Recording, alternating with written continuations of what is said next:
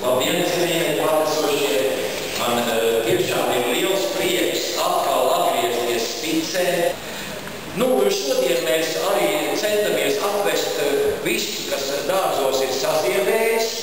Tiesa gan, tā kā mēs esam no dažādām pusēm mūsu kluba dalībnieki, tad dažiem dārzos ir saziedējis vairāk, citiem vēl tā ziedēšanas kulminācija ir tikai priekšā.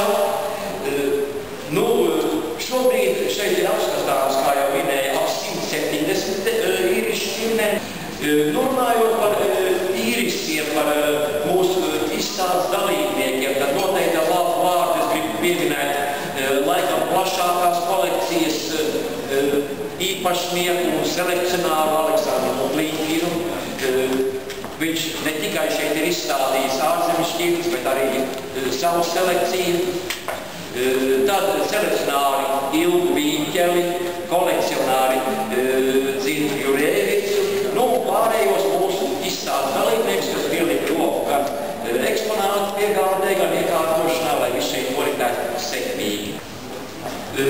Runājot vēl par izstādes tādiem interesantiem momentiem, varbūt esat pievērsuši uzmanību, ka šeit ir viens stendiņš ar uzsaukumu Dodiet vārdu. Tur ir divu selekcionāru jaunšķirnes, jeb hibrīdi, var teikt, kuriem vēl nav nosaukumu. Visi izstādes apmeklētāji tiek aicināti uzrakstīt un pielikt katrai šķirnei lapiņu ar iespējamo šķirnes nosaukumu.